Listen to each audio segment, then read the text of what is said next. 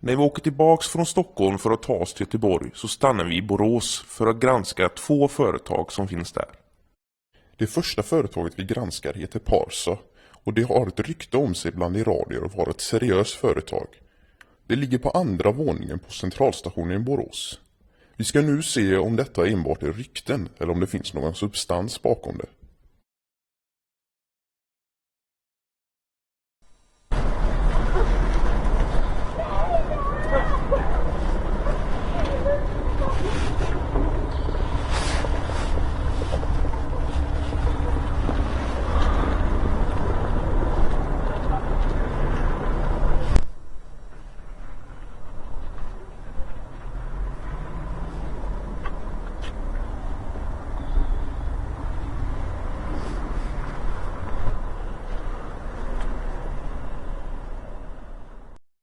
Dörren är låst i Parsa så vi väljer istället att ringa till dem.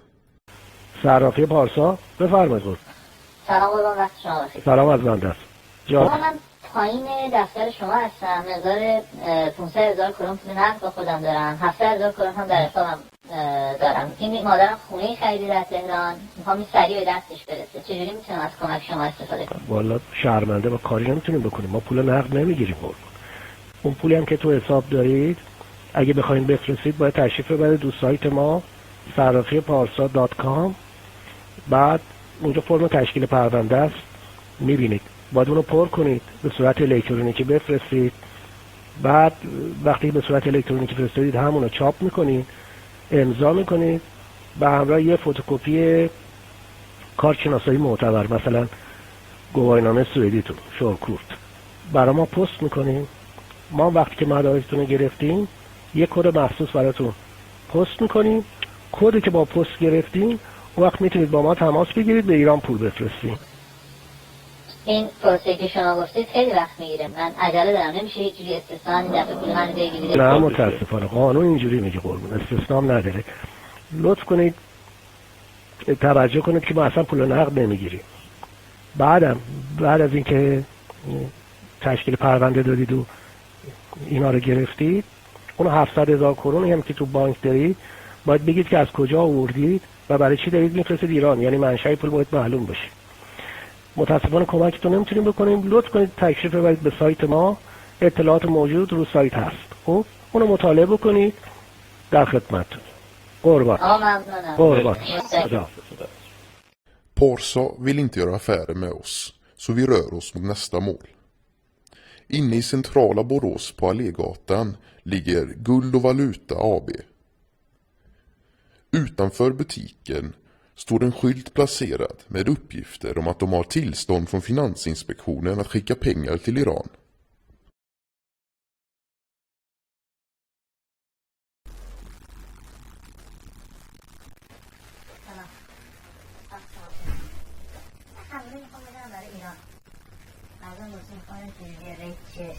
امروز و زیر 1000 کرون نمیزنیم، زیر 5000 کرون 100 کرون آبیفتشه، بقیهش هم در خدمتتون هستم. من بقیم بالاست، چون مادرم داره خونه میخره. مثلا بزرگ شما برای قولنامش میخوام یه مبلغی هست بفرستم. من بولم جو بخشه، یه مقدار نقل یه مقدار تو حسابم مشکل نداره. ما جواز داریم، شما راحت میتونید جفتش هم عمل کنید. جوشن جواز ندارم فقط باید نقدی باشه. آره، چون تو از توی اون کتابچه راهنما یه چند تا صرافی بود زنگ زدن مشکل داشتن، گفتن نمیشه. آره جواز نداریم، ما تنها صرافی که جواز داریم. مشکلی نیست. هم میتونید بریزید به حسابمون، همین که میتونید نقدی در خدمتتون. هر جو شما راحت. من 1,200 کل مبلغم، 700 تا حساب، 500 تا نقد. مشکل نیست. تو یه روز اونور میتونید پرداخت کنید. اینم برای این اشاره میگم هماهنگ کنید با هم، چون اگه 700 تاست ما باید به دولت سوئد اعلام کنیم که شما این کار رو میخواید بکنید. مشکلی نداره که؟ نه دیگه مشکلی نه. باید اجازه بگیریم بالای 70,000 کرون رو باید اجازه بگیریم از دولت سوئد. اگه موافق بودید خورد میفرستیم که به این مشکل بر نه. 50 تا بریز. روزی 50 تا یا نه؟ تو یه روز مثلا 2-3 تا. روزی 50 تا بهتر، خودشون متوجه یه نفره برای. ولی اون 500,000 تا اون که مهاجم ببینید مثلا هیچ کی نمیفهمه.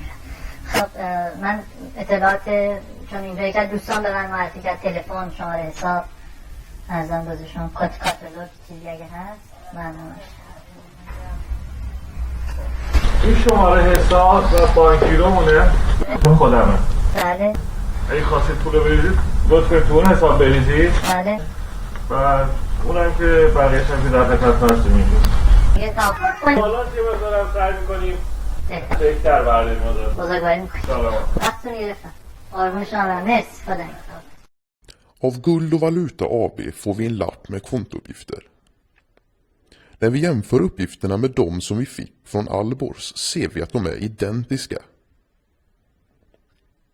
Guld och Valuta AB finns inte att hitta på Finansinspektionens lista. Däremot ser vi att styrelseledamoten i företaget står med på listan. Framför namnet står Biok AG. När vi tittar närmare på uppgifterna från Finansinspektionen ser vi att företaget är placerat på Hästra i Borås, vilket är 4,5 kilometer från var Guld och Valuta AB ligger. På adressen i Hästra finns inget företag att hitta överhuvudtaget. Det rör sig alltså med all största sannolikhet att Biok AG och Guld och Valuta AB sysslar med penningtvätt.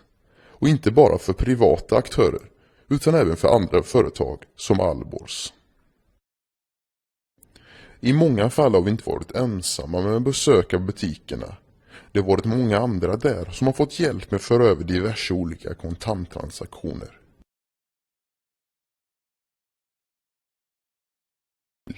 Mannen i kassan har precis gjort en transaktion i kontanter på 165 000 kronor.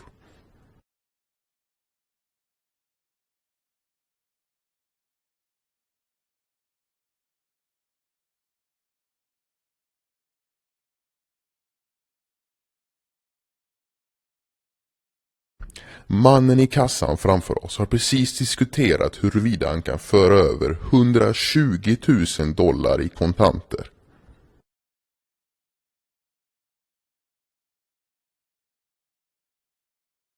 Den här mannen diskuterar huruvida mycket kurs han ska betala för de 65 000 kronor i kontanter han vill föra över.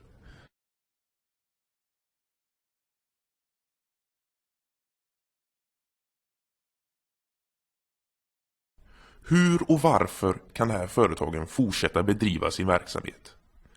Vem är egentligen ansvarig för de miljontals kronor som årligen tvättas av växlingskontoren?